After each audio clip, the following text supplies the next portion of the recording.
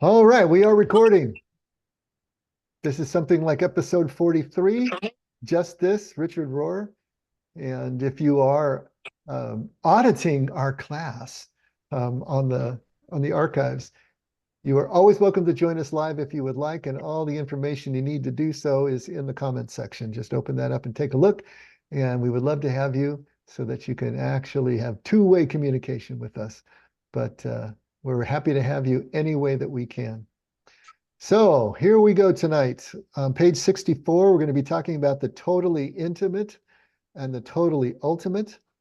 And before we dive into new material, is there anything left over from last week or weeks previous that we'd like to talk about? And I see a hand. Oh my gosh. Be still my heart. Tony, what is it? I have two things. One is the second to the last paragraph on that last three words, where it says God is always and forever, and yes, as you.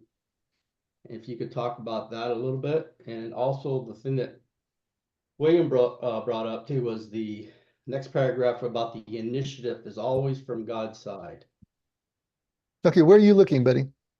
On the page 63, Okay. the second to the last paragraph. God is always and forever the subject, Yes. Yeah, the knowing last three words in that. in you, through you, with you, and yes, as you. And then what was the other part?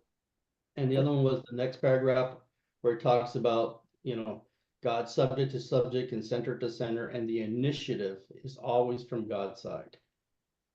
Okay. So what we're talking about here is that we are not going to be able to objectify God. And what I mean by objectify is that we can't look at God from a distance and see God and see the edges around God, be able to look at God and contrast God, say, from the background, or contrast God from whatever is standing next to God. I mean, that's what our minds do. And that's when we objectify something, what we're doing is we're comparing and contrasting. When we look at something, we discern the edges of it, we discern the shape of it, the size of it, the texture, the color, all those attributes, and we distinguish it from the background, from everything else that's going on. We distinguish it from everything else. We put it into categories so we can recall it. That whole process is intellectual. We're taking something through our senses, and then our mind is doing what our mind always does and categorizes it. That's subject to object. If we're looking at a painting on the wall, we're looking at the frame and everything that's in the frame, and we're looking at it and we're judging it by our standards. We are, thinking about it. But what that process does is to keep us separate from.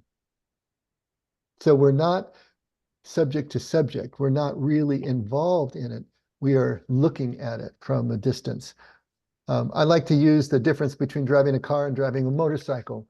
You're going to experience the road so differently in a car, looking at it through the windows, like a painting in a frame, as when you're on a motorcycle and you're actually in the elements and you're on the road in a very different way. And so when we are speaking about God, God is an entity that is unseen and unknowable to our senses and to our intellect.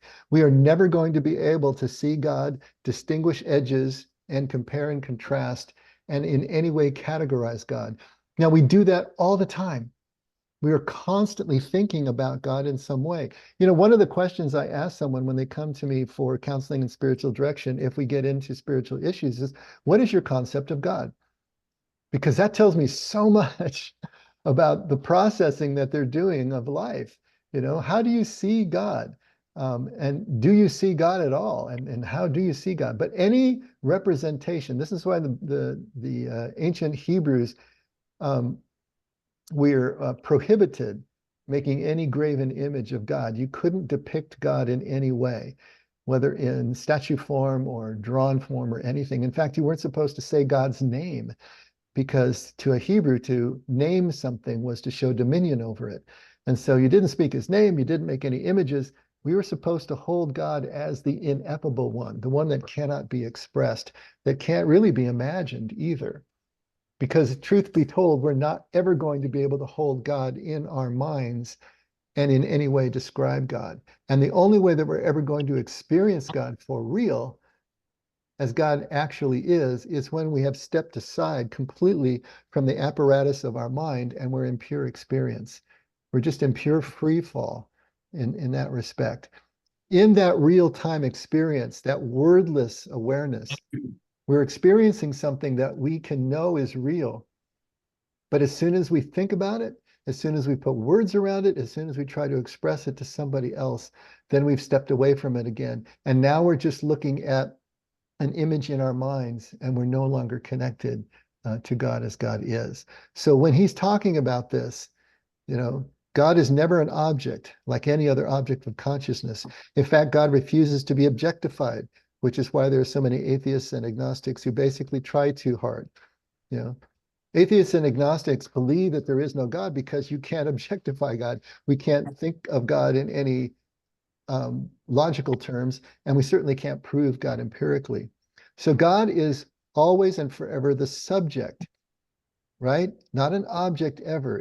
He's a subject, and that is that we can only experience God with our subjective presence connected to God's subjective presence. It's just an experience we have when we have let go of everything else. So knowing you, in you, knowing through you, with you, and yes, as you, when we're in that state of pure presence, that's when all this is taking place. So we're not knowing God with our minds and with words, but we're knowing God in this back and forth sharing of presence. Okay, I threw a ton of words at that, Tony. Is it getting any closer? Yes, I think it's good. It just blew my mind, that last two word, as you. So it's God as me. Am I getting that? If God is within us, and Jesus said, kingdom is within you. So this experience, kingdom is this presence that we're talking about. When Jesus talks about kingdom, he's talking about the quality of life that we can experience in this life, right here, right now, not next life, but this life. When we have that quality of presence, not 100% of the time, but at least 51% of the time, as I like to say, that more often than not, we are able to enter into that kind of presence and we can balance it with cognitive thought. That is necessary for us to have as human beings. So if God is within us, God is immersed in everything of creation. When we are in presence, we see that oneness and that unity. Then how do we really distinguish ourselves and our presence from God's presence? It's all one thing. It just There Yeah. is no Yeah. dualism anymore. When we enter that presence, we're not thinking this or that or either or. It just all becomes one thing for the duration that we have stepped away from our cognition. But the moment we start thinking again, it all goes right back to dualism. And now we can have subject and object again. So this as you, that doesn't mean that you are God, but it No, means that's what your I heard. presence Yeah, becomes indistinguishable from. I got you. So it's Okay. more I'm gonna stretch here a little bit, but it's like at that point, I'm a reflection of God. That's good. Yeah. Okay. Mhm. Got it. Absolutely. We're vibrating as one, if you want to think of it that way. And then the other part that was a little bit hard was the initiative. The initiative is always from God's side. And it's like crazy. It's like always all about him. And he stirs that in me. Am I Mhm. getting that right? You know how I started our prayer tonight, our quiet time prayer, is I said that Lord, we welcome ourselves into your presence. See, normally we say it the other way around, come Holy Spirit, we welcome you, that sort of thing. The truth of the matter is that there is no place we go that God hasn't preceded us. We can't go any place where God isn't because God is everywhere all at once. He's an eternal, absolute presence. And so if you think about it that way, we don't initiate anything. The initiation was already done at the beginning of time, I guess, if you will. So God's presence is always initiated. But from the point of view of our day-to-day experience, there's still something we need to do. God is like this constant, like as I was saying, but we have to join the constant. So sometimes it feels like we're initiating, but all we're doing is really responding to. We love because he first loved us. It's another way of expressing the same thing that he's talking about here. And Jesus said the same thing. He said, I don't do anything of my own initiation, right? I only do Yeah, what the Father does through me. So he was recognizing the same phenomenon, that everything that needs to be done is really already done and has been done all along. And the presence is already here. We either enter that flow moment to moment or we don't, but we don't initiate it in that mm, respect. That raises an interesting question is, well, why do we as humans invite God into our life then? You know what, Bill? Sorry to be so heretical, but But no, that's not heretical at all. And in fact, more and more, I'm trying to avoid that kind of language in the corporate prayers that I do. yeah. And I try to avoid it even in the lyrics of songs that we sing, because it does give us the wrong impression of what's going on here. It's really an anthropomorphism, if you want to look at it that way. I mean, we have to think of God somehow, right? And if we're going to speak of God, we have to speak of God somehow. The Bible does this too. The Bible gives God human attributes. You know, God's got eyes and mouths and anger and arms and legs. God's got wings. You know, we do that so that we can at least have some sort of metaphor for God's presence. And we talk about God as having human emotions. God is angry. God is this. God is that. And I think it's convenient for us because we can feel separated from God to invite God into our hearts or into our lives because we feel that he's not there. My God, why have you forsaken me? Jesus says from the cross, and David says from Psalm 23. So, that's the imagery that we use, but it's not accurate from a contemplative point of view. You know, God is already here. God is already within. What we're really doing is welcoming ourselves into God's presence. That's the truth of the matter. yeah, listening to all this and not to take away from the study is like in my mind, it's like I just want to learn how to do the stuff, right? Which in my mind, the stuff is pleasing God. I want to, that's where I'd like to get, but it's like learning that whole process. I'm just a beginner at all this, but Well, then I it's, would refer you to Thomas Merton's famous prayer, you know, because we can run around the maypole forever trying to please God and wondering if we have, will ever, if it's ever possible for us to be good enough to please God. But Thomas Merton famously says, he goes, I don't know where I'm going. I don't know which end is up. I don't know if I'm on the right path. I don't even know what I'm doing. He says, but I know that I want to please you, Lord. And he mm, says, what I'm going to do is I'm going to put my stake in the ground and simply say, my desire to please you is in fact pleasing to you. And if I don't get any further, he's saying by implication, it doesn't really matter. I've already pleased you because I desire to please you. In other words, mm, as soon as we desire to be in God's presence, we're there. We may not feel it because we still have to learn how to shut down our noodles because that's the wall, that's the barrier between us and the actual experience of God's presence.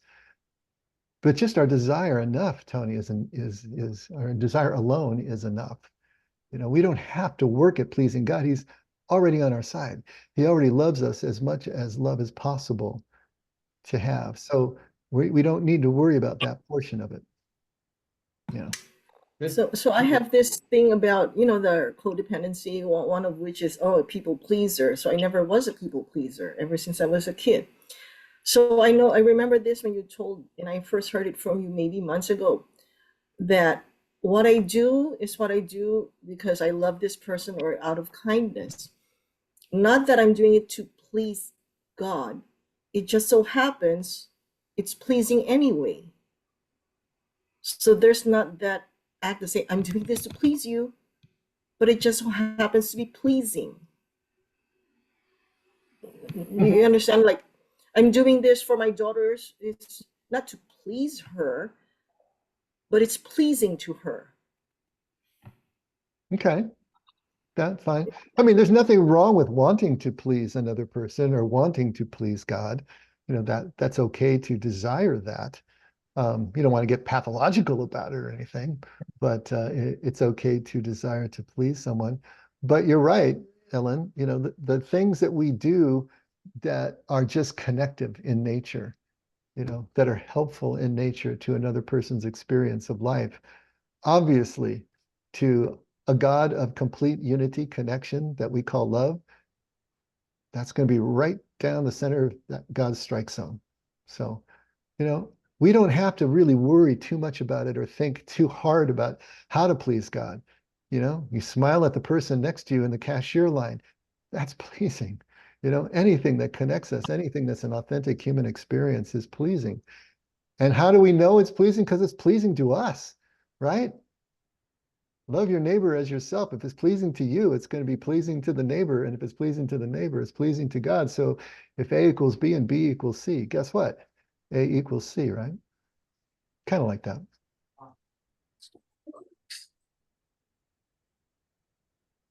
So yeah, it takes me back to Brother Lawrence, who now I find I like him even more because you just do it.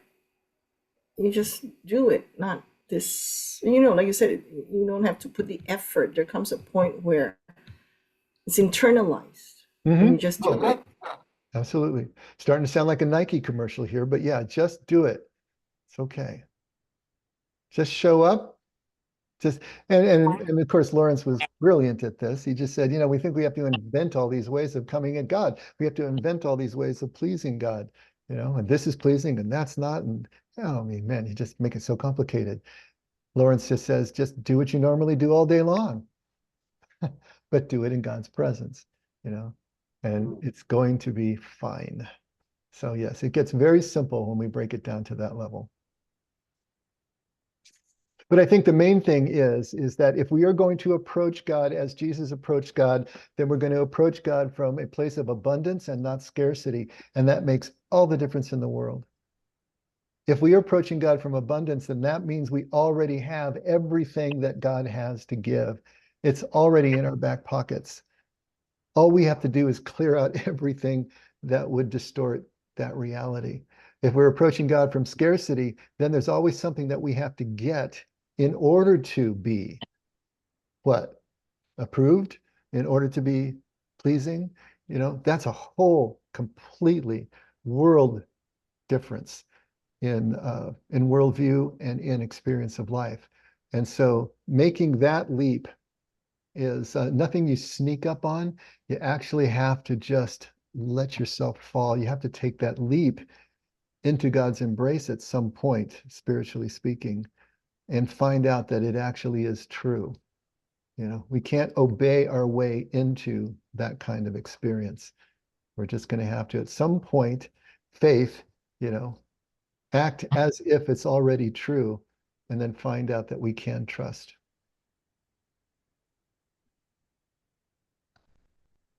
How's all that? Tony, is that good? Is that good enough for now? That's wonderful. I mean, it Okay. simplifies a very complex thing in my mind to just show up. Just show up with the presence of God and the abundance of what God has for me. Show up and be decent, right? Yeah. That's really all we got to do. Mhm. You know, loving your neighbor as yourself, that's just being decent. That's being civil. That's being courteous. We know how to do that. There's no mystery to it. Right? Not always easy, but we know. No, it's not easy. No. Thank you for that. Okay. Well, let's look at page 64. Let's read this and we'll see how far we get. Totally intimate and totally ultimate. When you move to non-dual thinking, God is no longer out there, but not just in here either. For the great mystics of all religions, God is always experienced as abiding in their own soul and in seeming contradiction as totally transcendent and mysterious to them at the same time. God is both intimate and ultimate.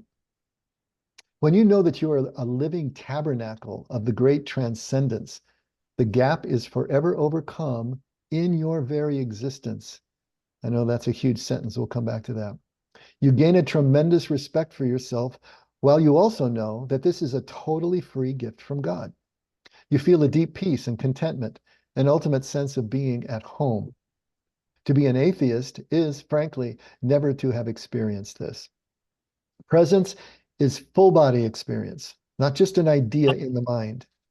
The mind can only reprocess the past, judge the present, and worry about the future. The reason that practical atheism and common agnosticism have emerged so broadly today is that we no longer teach people how to be present.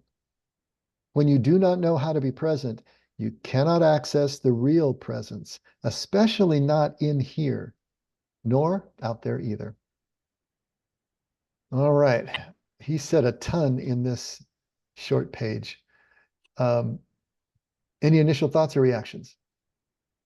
Wow. That's a good one. Yeah, it's a wow page. There's a ton in here.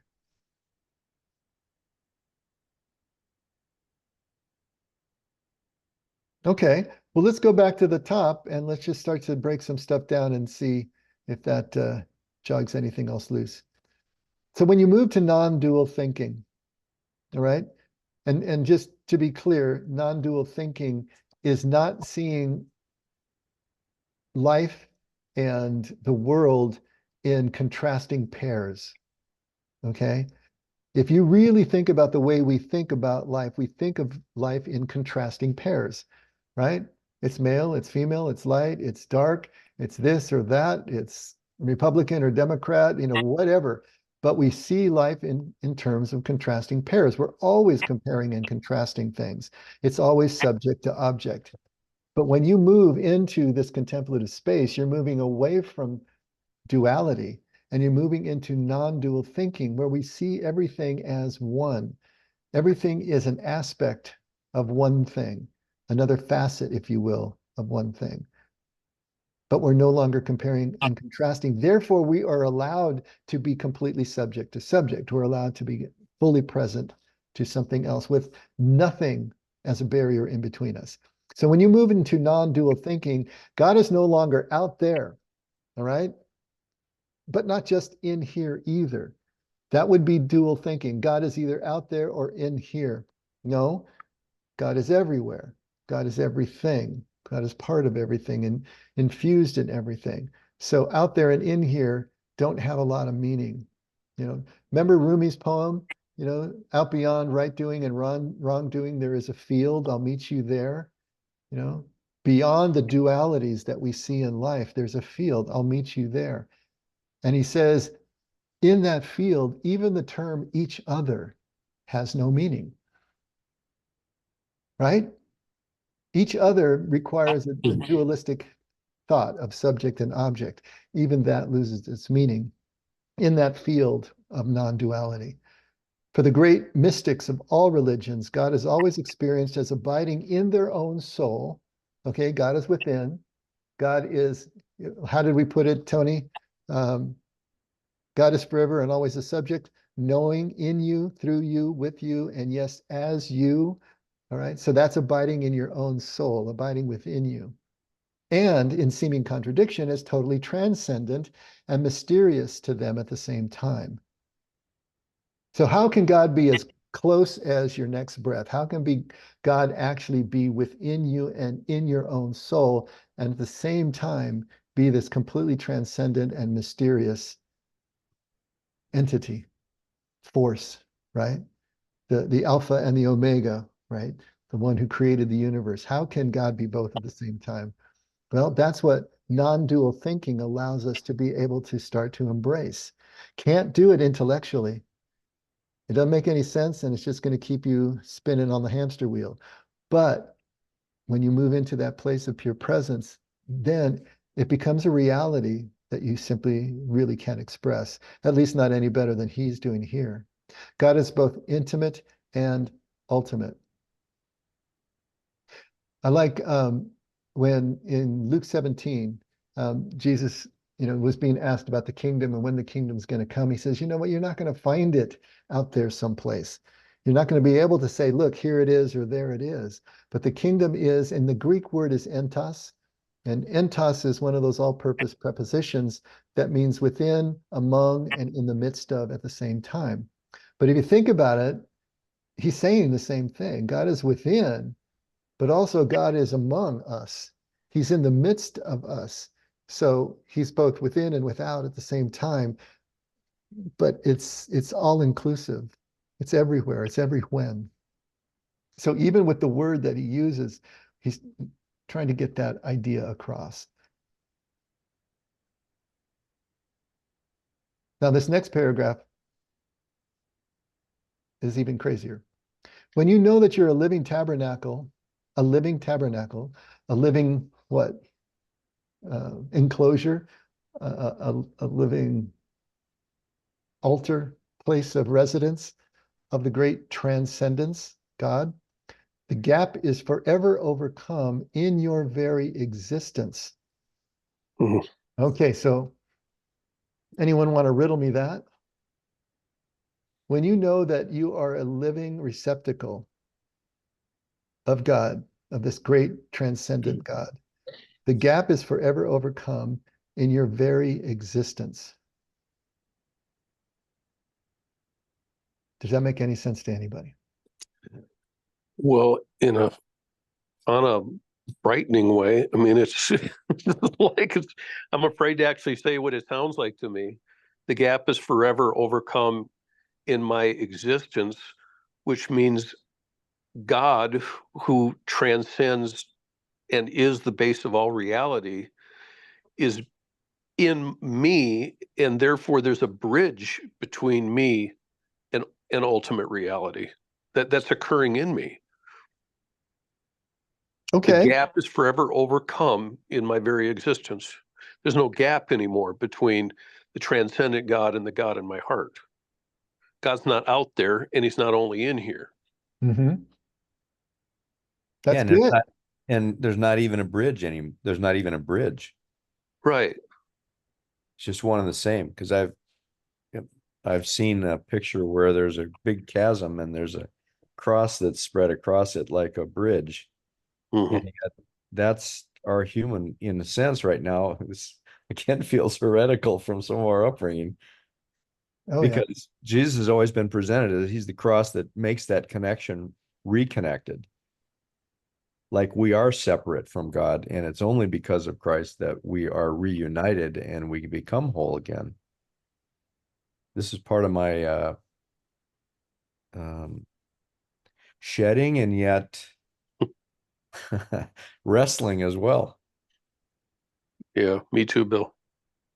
So And I'd and like the where you're going with thing this. Oh, wait, is, go ahead, Randy. well, again, it's the modeling of the lifestyle of the Christ that bridges the gap of living in a way that Randy is best capable of realizing that, frankly, I just think I'm separate from God. And when I can get all that kind of, I don't know, insecurities out of the way, there's a reality that the same energy that formed the universe, maintains the universe for eons, is the same energy that allows my heart to beat, my lungs to expand and compress, and my synapse to happen, all that kind of stuff. I don't know. I'm alive because God, the spirit of God, the energy of the universe is with me, and you are too. Mm-hmm. You guys are good. I mean, you're right on it, Mhm. you know? Mhm. So this idea of God being both out there and in here at the same time, being fully transcendent, mysterious, unknowable, and notice, unknowable from an intellectual point of view, right? From a scientific, rational point of view, from an empirical point of view, God is absolutely unknowable. God transcends everything of the physical world and the laws of physics and logic and all of that. But at the same time, God is in here. God is part of our very being and soul. And so where does that become one? There's only one God. How can God be both? Well, in our existence, in our experience is where this actually happens. And I like the distinction that Randy was working on. You know, you Bill said it's in Jesus that that the gap is overcome between the two. But I think what Randy is pointing at was something that is important for us to think about, because what we've actually done with Jesus, again, is we've looked at Jesus dualistically. We've objectified Jesus.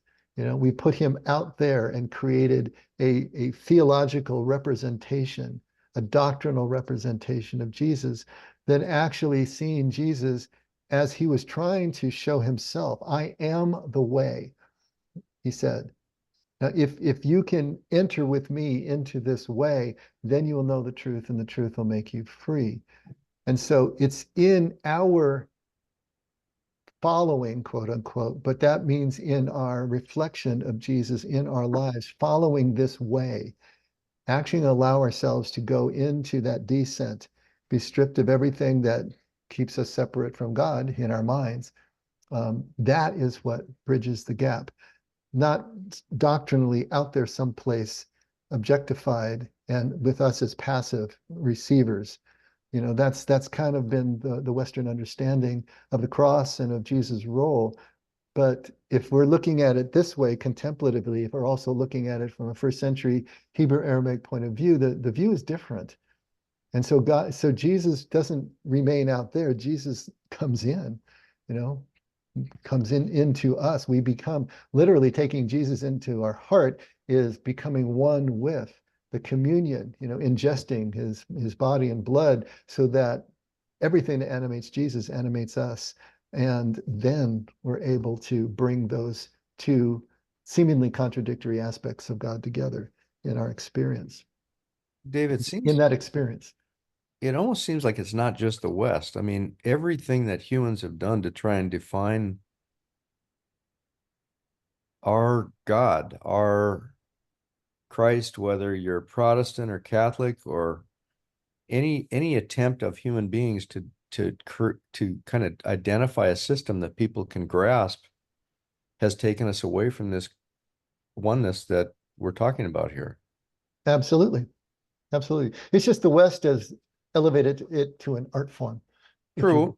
But I mean, the East still has a real separation between Orthodox and people who are not. What do you mean? Well, Orthodox people who are not. even the Jews did. It's in their attempt to try and model a life that they defined that God wanted.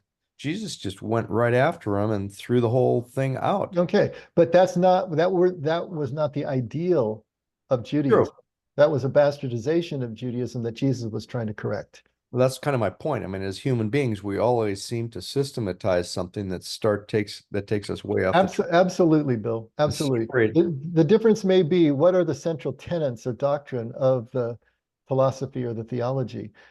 Here in the West, it's radically dualistic at its core, because what we have inherited in Christianity is the result of Greek philosophy and Roman law.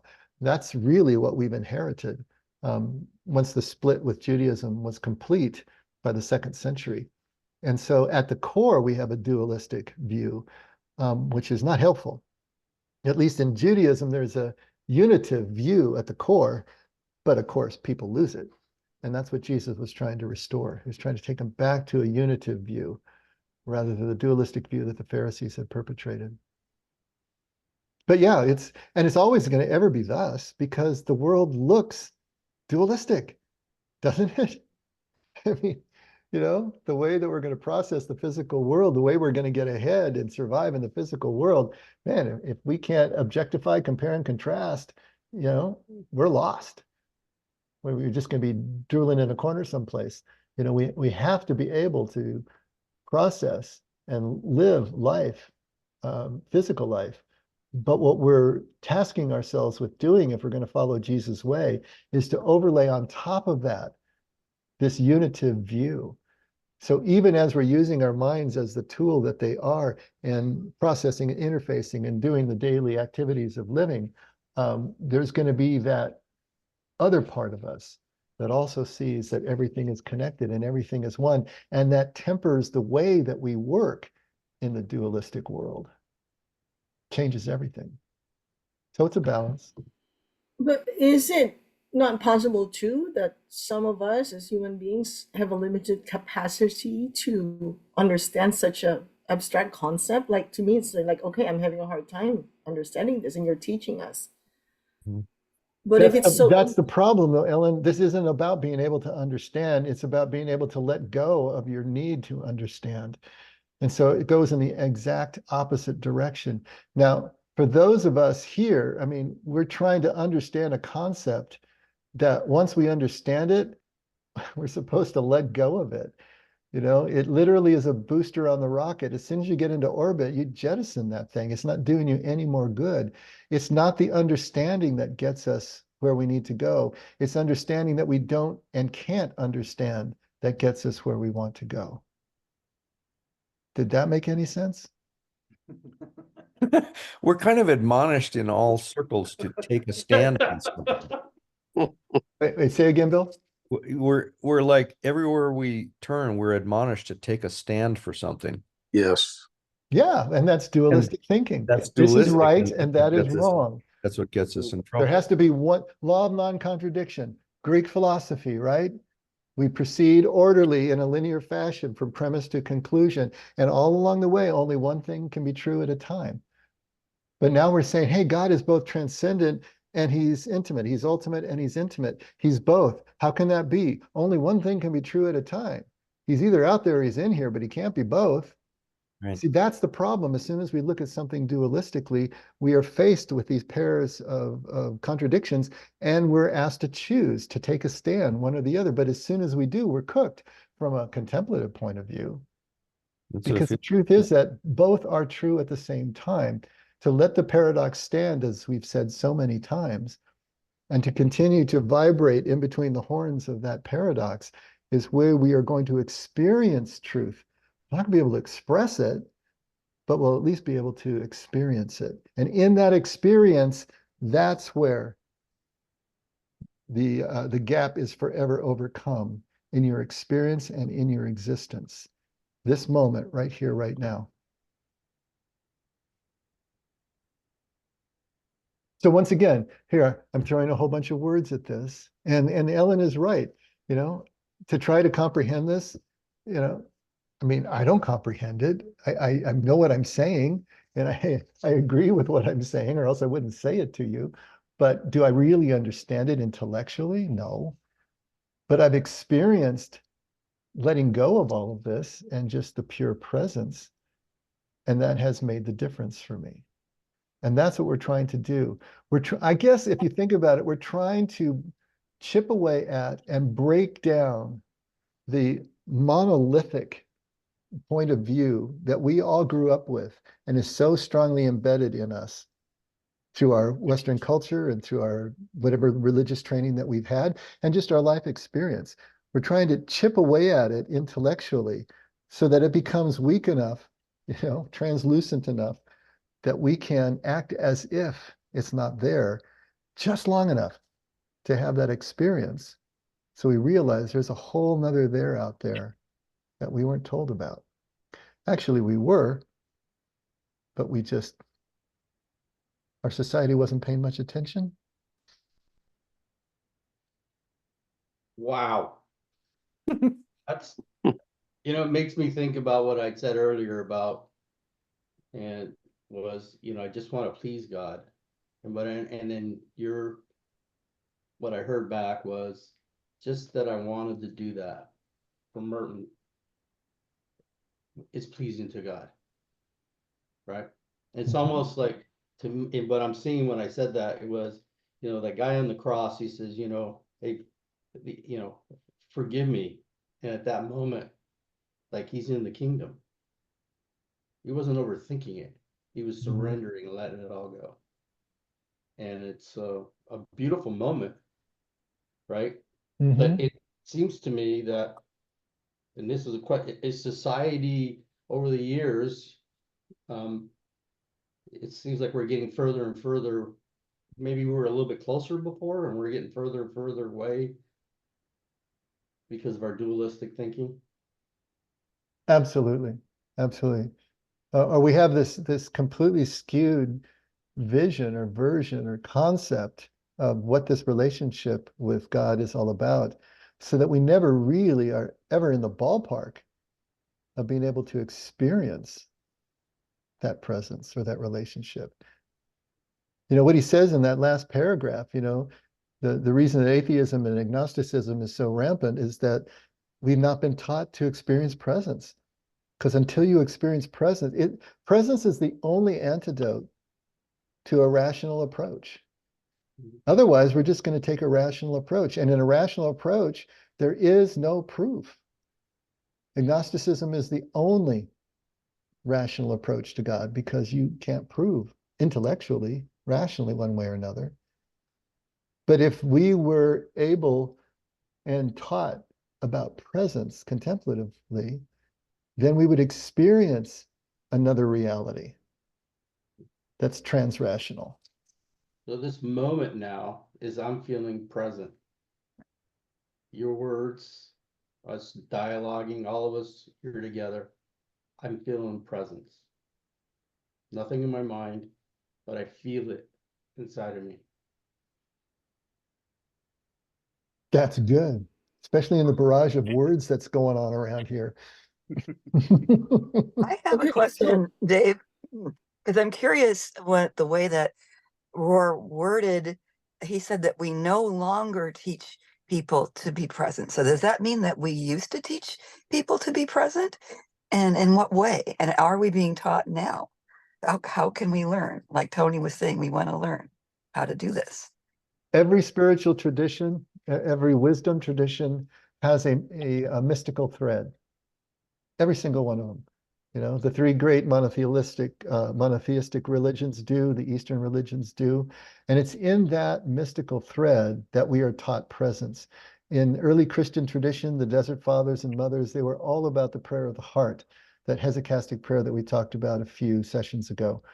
That in that prayer of the heart, you silence your rational mind, you silence the thoughts, you move into a place of pure presence. So yes, their whole tradition, the monastic tradition, is about presence, but it hasn't been taught here in the West anymore. In Catholicism, there still is a mystical thread, but when the Reformation took place and the Protestants split from the Catholics, you know, as I've said many times in here, as a priest told me, you know, the Protestants took the book and the Catholics took the bread, and they've never been together. And that those two are the metaphors now for the intellectual understanding theologically of God and the actual mystical presence in the sacraments. Now, in the Catholic tradition, both were sitting alongside each other. They weren't practiced well, you know, often, but at least the traditions existed. But since the Reformation, they've kind of been bereft from each other. You know, Catholics have moved closer to their own traditions, and Protestants have moved over to just the rational understanding of the words of Scripture as the full revelation of God. In fact, sola scriptura was one of their rallying cries during the Reformation. By Scripture alone do we understand God's revelation to us, not through the traditions, not through the sacraments, not through mystical revelation that would be coming individually. And so there was a split there. So we, and especially in this country, heirs of the Puritans and the largely the Protestant tradition of Christianity, we are of that bent. You know, we're hyper rational, and so we're not being taught presence anymore. I mean, many of the especially the more conservative Christian churches abhor the word mysticism. Mystic is a four-letter word to them. It's akin to occultism and devil worship. You know, they're not going to go there. And so everything we're talking about would be verboten. And I mean, even psychology is verboten in some of these ultra conservative churches. So that's what he means when he says we're no longer taught presence. But there are still threads. And the interesting thing is that it's coming back.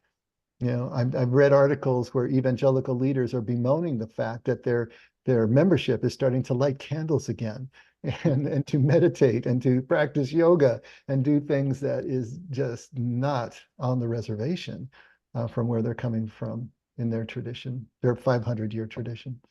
So why did it become the prevailing theology? You know, if you're saying this is the foundation, Because I know some of my Bible studies ladies too, they say, they go to a Catholic church as a tourist somewhere and they see this statue. Oh, this is so evil. I said, this is and then I don't say anything. I said, but this is the house of God. How can you even label it as evil? I don't get it. How can you label what is evil? They enter the house of God. It's the Catholic church with the statues and the Virgin. And yeah, they were going, oh my gosh, this is evil. To me, I'm saying, how I can still you don't know even what it is that's evil, Ellen. What are you referring to? they went to as a tourist to a church, a Catholic church in a different country. Are you So talking? Wait, one wait, lady, wait. Hold on. Are you talking about the EV free people? Or are you talking about a well, yeah, but Okay. this is, Well, yeah, I need to know where you're coming from. So you're I saying a know, I Protestant didn't group say was it. deriding the Catholic tradition? Not a tradition, but even to enter it. They Okay. say, I feel evil. And I was like, my hackles, I was saying, how can you even say it's evil? This is the house of God. I don't get that thinking. No, it's what we're just talking about. They looked at anything that's mystical as being occult, and they equated cult with the devil. And you don't go there.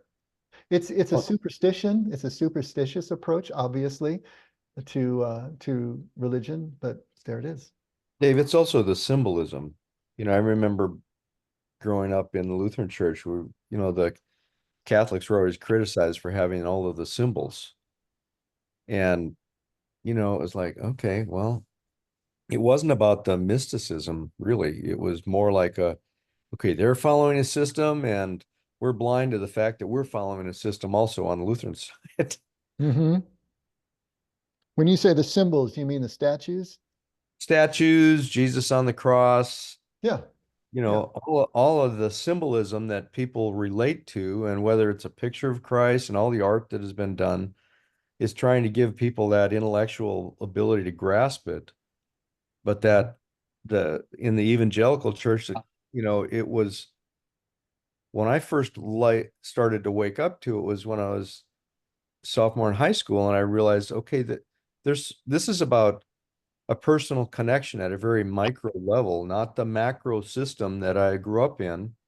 It's something that's very personal, and that, like your chapter where you talk about macro issues and micro, and the macro is just that system that we as humans keep driving ourselves to set up that alienates us from each other, and we lose sight of the fact that the whole point of it is to try and nurture that presence that we're talking about right now. Mm-hmm. But we lose sight of that. And We we get lose sight of stuck. it. Yeah, we lose sight of it in dualistic thinking, right? Yeah, that and tradition and taking a stand, blah, blah, blah.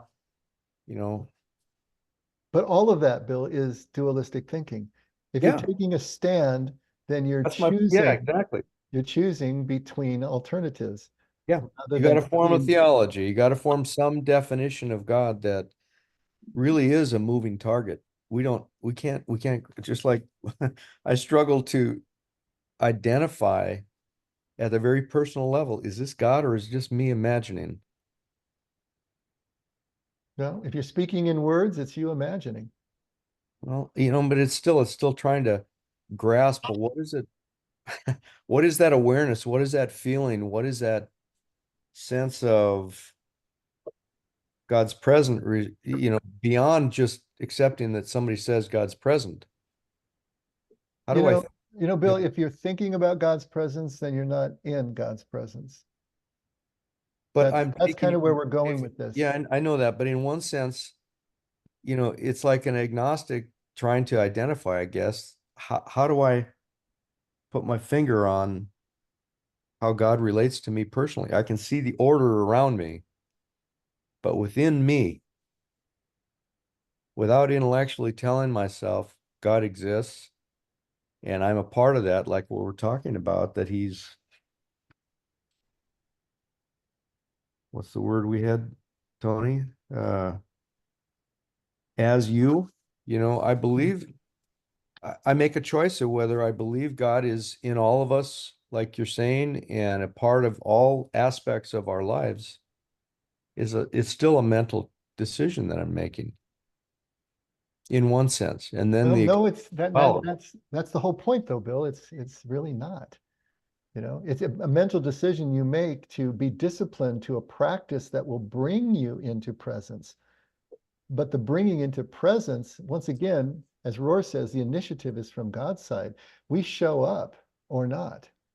It's not a decision or any kind of conception that we have. It's actually the loss of that as we simply just move into presence and let go.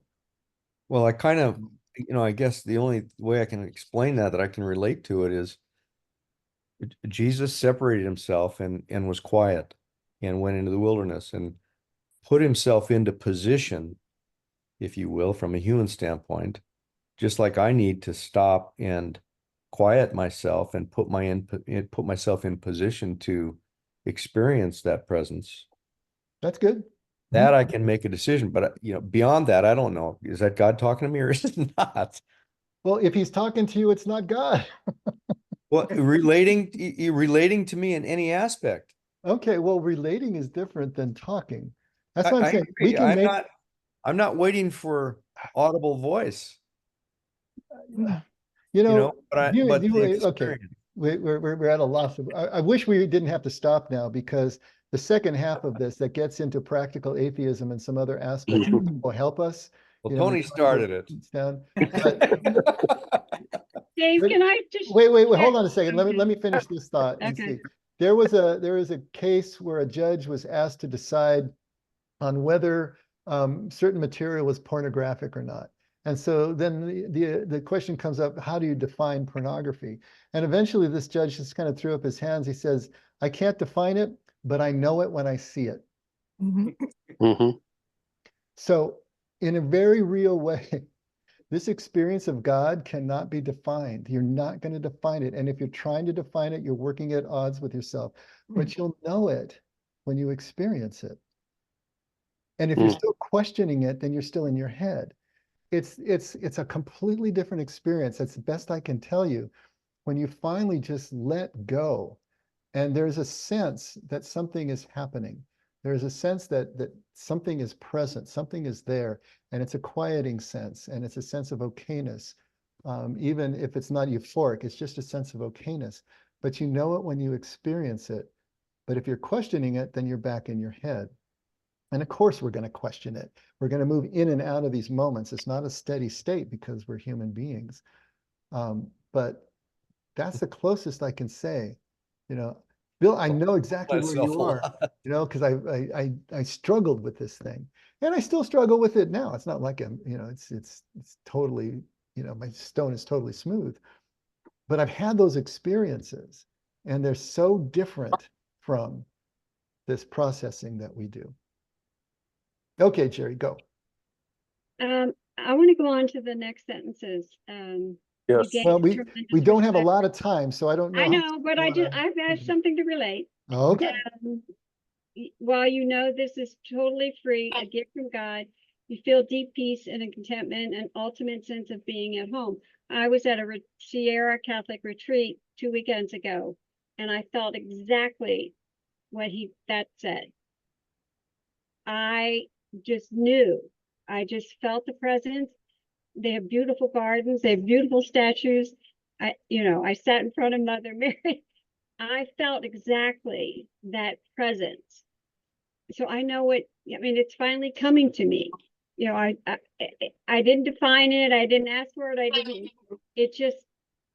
I knew it. I just sat there in contemplative prayer and felt the presence, and I didn't have to question it. I didn't have to define it. I didn't have to, and then I went to mass, and it was a recovering alcoholic priest, and he shared very much like you do when he did the, what do you call it? When we do the bread and the wine.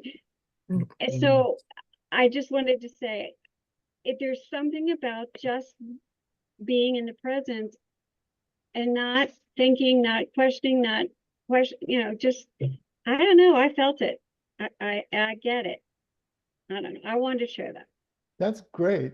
Now you weren't thinking about it at the time, obviously. You were just no. I can look back now Mhm. having read this and go, oh, that's what was going on. I mean, I can now see it, I guess is a better way to, is that, I don't know. No, at the time I wasn't, I can look back now and I remember people asking me, you kept disappearing. Well, it's because I was in the presence of God and that's where I wanted to be. I didn't want to be with everybody else and, I wanted to stay in the presence. And so I just sat on a bench and stayed there.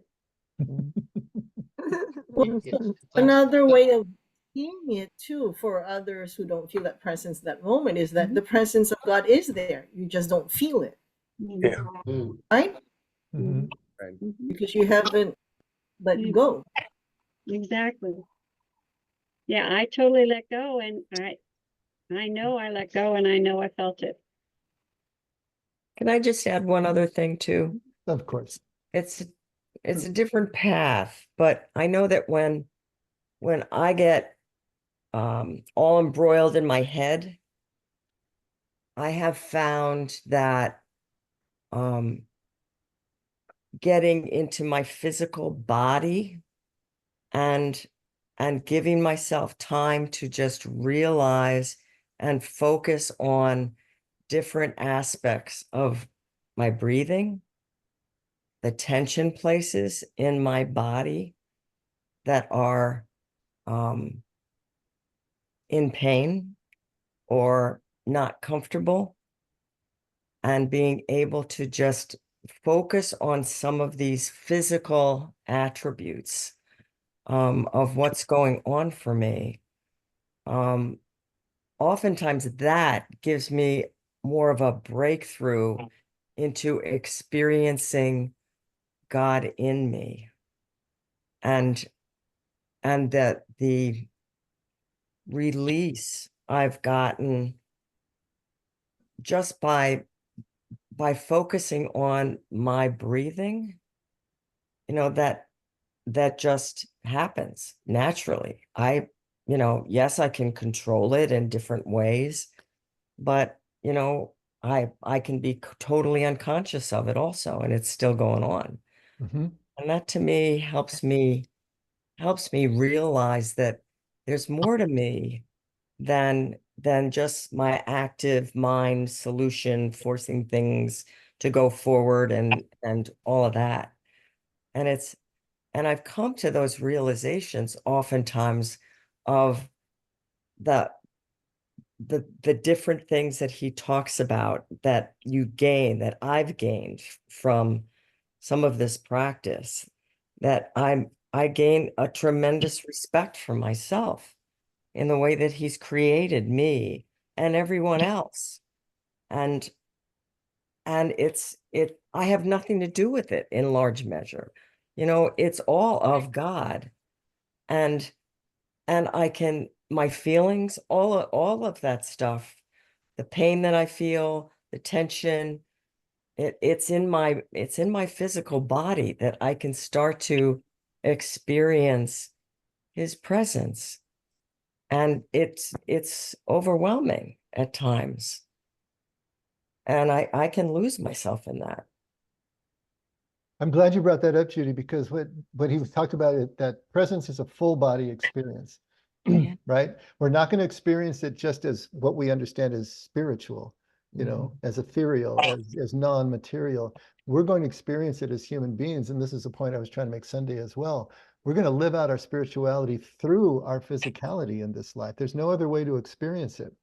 And becoming aware somatically, becoming aware of our bodies is a way to re-anchor ourselves in the moment. When our heads can take us way out, Oh, the man. body can just lock us right back into here now. That intersection is the only place where we're going to experience God. And so, yeah, we're going to, instead of thinking of it dualistically, mind versus body, matter versus spirit, we bring it all back together again, and we realize it's all one thing as we're here experiencing it. So yes, becoming aware of the full body experience is going to be a way for us to also be present. So I don't know if any of this is helping, Bill, but this is where we're going to pick right up next week. Yeah. And we'll pick right up here. In fact, we'll go ahead and we'll read the whole thing again. So just kind of get ourselves back, and then we'll start from where we left off, because there's a lot more in those last two paragraphs. And I wanted to read another piece to you to see if we could kind of lock into what this, bridging of the gap is in our own existence or experience, because that's a mouthful right there. But it's a huge part of what contemplation really is. So we'll start there. Well, we don't have Scott here tonight. No, Do I have anyone who would like to close us in prayer? I would be happy to do it. Fantastic.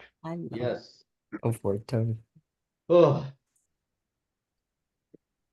Lord, thank you. And I know we're all grateful for things that we don't understand, for the things that we think we understand.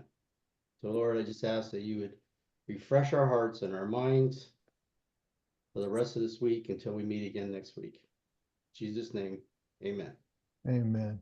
Amen. You guys are good. This is Yeah. amazing conversation. So thank you so much.